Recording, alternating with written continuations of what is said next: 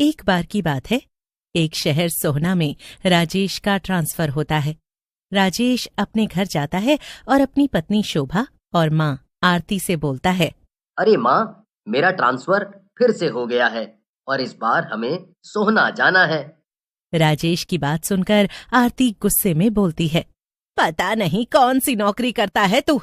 जब देखो यहाँ वहाँ पोस्टिंग होती रहती है, कभी एक जगह टिकेगा या नहीं। मुझे तो लगता है तेरी कंपनी नहीं, बंजारों की टोली है, टोली। आरती की बात सुनकर राजेश हंसने लगता है। फिर राजेश, आरती और शोभा सोहना चले जाते हैं। सोहना में राजेश किराए पर एक घर लेता है। घर बहुत ही बड़ा होता है और शहर से दूर होता है। घर को देखकर शोभा खुश हो जाती है। अरे वाह, ये तो बड़ा ही सुंदर घर है और कितना बड़ा भी है। यहाँ रहने में तो मजा आ जाएगा। मैं इस घर को खूब सजाऊंगी। शोभा और राजेश नए घर को देख देख कर खुश हो रहे होते हैं, लेकिन आरती राजेश से बोलती है, तेरे को अकल वकल है कि नहीं? ये कहाँ जंगल में घर ले लिया? यहाँ हम रहेंगे कैसे? हैं? तू तो सुबह बाबू बनकर ऑफिस चला जाएगा, फंसेंगे तो हम दोनों। अरे माँ, तुम गुस्सा मत हो, कुछ न कुछ हो ही जाएगा, तुम चिंता मत करो। अरे घर भी तो देखो कितना बड़ा और सुंदर है। हाँ, बहू, तू हर बार इसे बचा लेती है। फिर आरती वहां से चली जाती है। कुछ दिन बीत जाते हैं। शोभा और आरती एक दिन बैठे बैठे बातें कर रहे होते हैं। माँ, आप ठीक ही कह रही थी, थोड़ी परेशानी तो है यहाँ। देखो ना, कब से एक नौकरानी भी नहीं मिल पा रही है हमें, और रात में भी यहाँ डर लगता है। बहुत ही सुनसान है ये इलाका।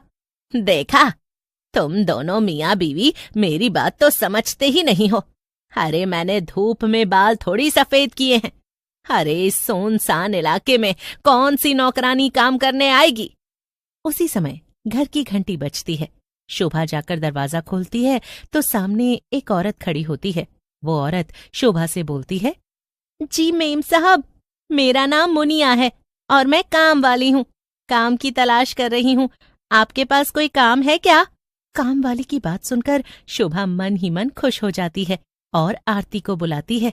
अरे माँ जी, सुनो, देखो तो नौकरानी आई है, आकर इससे काम की बात कर लो ना। अरे रख ले पैसे पूछकर, मैं मना कर दूंगी तो क्या नहीं रखेगी तू नौकरानी? वैसे भी एक काम तेरे से ठीक से नहीं होता। फिर आरती के कहने पर शोभा काम वाली को काम पर रख लेती है और उसे घर के अंदर रसोई में ले जाती है। देखो मुनिया, ये हमारी रसोई है और तुम्हें बर्तन यहीं धोने पड़ेंगे। मालकिन, मुझे पता है आपकी किचन कहाँ है और कौन सा कमरा कहाँ है। मुनिया की बात सुनकर शोभा घबरा जाती है। तुम्हें कैसे पता कि कौन सा कमरा कहाँ है? तुम कोई अंतर्यामी हो?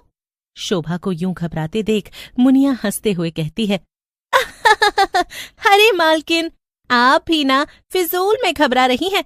मैं पहले भी इस घर में काम कर चुकी हूँ। आपसे पहले यहाँ एक साहब रहते थे। मुनिया की बात सुनकर शोभा का डर खत्म हो जाता है और वो मुनिया से कहती है, अरे मुनिया, तूने तो मुझे डरा ही दिया था। चल, खैर कोई बात नहीं, अभी तू बर्तन साफ कर ले, मैं अभी माँ जी से मिलकर आती हूँ। ऐसा कहकर शोभा वहां से आरती के पास चली जाती है। शोभा को देखकर आरती गुस्से में बोलती है, तुम्हारी इसी लापरवाही के कारण तुम्हें डांट पड़ती है। तुम यहाँ क्यों आई? पता है ना काम वाली नई है, कहीं कुछ चुरा लिया तो?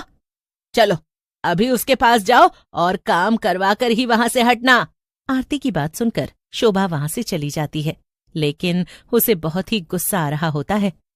ये बुढ़िया ना, मन तो करता है इसका गला दबा दूं। मेरे हर काम में इसे गलती के सिवाय कुछ नहीं दिखता। जितनी मर्जी सेवा कर लो इनकी, लेकिन बहुएं तो हमेशा ही खराब होती हैं। शोभा गुस्से में कामवाली के पास पहुंचती है। कामवाली शोभा को देखकर बोलती है, मालकिन, आपके बर्तन कर दिए हैं, बस आप थोड़ी देर और रुक जाओ, मैं सफाई भी कर देती हूँ। शोभा बहुत सारे गंदे बर्तन देकर गई थी। इतनी जल्दी बर्तनों को साफ देखकर वो मुनिया से कहती है, मुनिया, तूने बर्तन साफ भी किए हैं या सिर्फ पानी से ही निकाला है? बड़े तेज हाथ हैं तेरे तो। फिर मुनिया सफाई करके वहां से चली जाती है। रात में आरती अपने कमरे में सो रही होती है, तभी उसे अपने बेड के नीचे से किसी के रोने की आवाज आती है, जिससे आरती जग जाती है। हैं? ये कैसी आवाज है और मेरे बेड के नीचे से क्यों आ रही है? आरती नीचे झांक कर देखती है और नीचे देखते ही वो घबरा जाती है, क्योंकि बेड के नीचे एक औरत की लाश पड़ी होती है। मर गई रे! अरे, यहाँ मेरे बेड के नीचे लाश है, मुझे बचाओ! और भागते हुए शोभा और राजेश के कमरे का दरवाजा खटखटाती है। आरती का चिल्लाना सुनकर शोभा और राजेश उठ जाते हैं। तुम दोनों यहाँ घोड़े बेचकर सोते रहो, माँ चाहे मर जाए, लेकिन तुम दोनों की नींद नहीं खराब होनी चाहिए। आरती की बात सुनकर राजेश उसके कमरे में जाता है, लेकिन वहां उसे कोई नहीं दिखता। ये देखकर राजेश बोलता है, माँ तुम भी बहुत जल्दी घबरा जाती हो, देखो कहाँ है लाश, यहाँ तो कोई भी नहीं है। नहीं राजेश बेटा, मैंने उस औरत की लाश को यहीं देखा था, मैं इतनी बड़ी गलती नहीं कर सकती। आरती को घबराया हुआ देखकर राजेश आरती को अपने ही कमरे में सुला लेता है। फिर कुछ दिनों तक सब कुछ शांत रहता है और आरती भी सब भूल जाती है। फिर एक दिन जब मुनिया काम कर रही होती है तो आरती मुनिया से कहती है, हरी मुनिया, तुम्हें सूप बनाना आता है क्या? बहुत दिनों से मन कर रहा है, मेरी बहू को तो खाना बनाना भी नहीं आता। आरती की बात सुनकर मुनिया हंसने लगती है और बोलती है,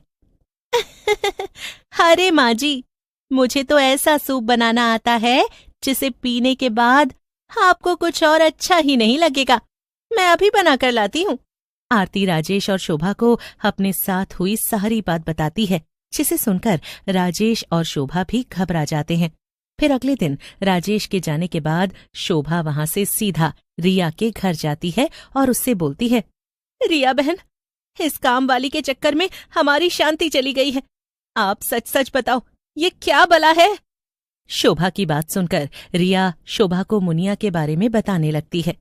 दरअसल इस घर में एक सेठ रहा करता था। सेठ को अपनी नौकरानी मुनिया से प्यार हो गया, लेकिन ये बात उसकी पत्नी को पता चली तो उसने इस नौकरानी और सेठ दोनों को मार डाला। रिया की बात सुनकर शोभा की दिलचस्पी और भी ज्यादा बढ़ जाती है और वो रिया से कहती है, चलो ये तो ठीक है कि ये मुनिया वो नौकरानी है, लेकिन वो मालकिन कौन है जिसने अपने पति और मुनिया को मारा? आपने मुझे उसके बारे में नहीं बताया। वो मालकिन मैं हूं। मैंने अपने पति और उस दुष्ट नौकरानी को मारने के बाद आत्महत्या कर ली। ऐसा कहकर रिया अपने चुड़ैल वाले रूप में आ जाती है। उसे चुड़ैल के रूप में देखकर शोभा घबरा जाती है और घर से भागने लगती है, लेकिन शोभा ज्यादा दूर नहीं जा पाती। चुड़ैल यानी रिया उसके सामने आकर खड़ी हो जाती है और बोलती है, देखो शोभा, मुझसे घबराओ मत। मैं उस चुड़ैल की वजह से इस पृथ्वी लोक से नहीं जा पा रही हूँ। उसने मुझे बंदी बना रखा है। तुम चिंता मत करो, इस मुनिया की बच्ची को मैं मजा चखाऊंगी। ऐसा कहकर शोभा एक तांत्रिक के पास जाती है और उन्हें चुड़ैल के बारे में सब कुछ बताती है। तांत्रिक से बात करके शोभा अपने घर में जाती है। मुनिया वहां खड़ी होती है और बोलती है, अरे दीदी, कहाँ चली गई थी तुम? कब से मैं तुम्हारा इंतजार कर रही थी। चलो बताओ, क्या काम करना है? मुनिया की बात सुनकर शोभा बोलती है, मुनिया, ज्यादा बनने की जरूरत नहीं है, मुझे पता है ये सब तू कर रही है। शोभा की बात सुनकर मुनिया चुड़ैल के रूप में आ जाती है और बोलती है, अब तुझे पता है कि मैं कौन हूँ, तो तुझे ये भी पता होगा कि चुड़ैलें क्या करती हैं। अब तुझे भी मरना होगा। तू मुझे छू भी नहीं सकती, समझी? क्योंकि बजरंग बली मेरे साथ है। ऐसा कहकर शोभा हनुमान चालीसा का पाठ करने लगती है और सिंदूर को चुड़ैल के ऊपर फेंक देती है। लेकिन जैसे ही हनुमान चालीसा का पाठ खत्म होता है, चुड़ैल जलकर भस्म हो जाती है और रिया भी चुड़ैल के चंगुल से आजाद होकर चली जाती है। आरती भी घर आ जाती है और वो सब खुशी खुशी उस घर में रहने लगते हैं।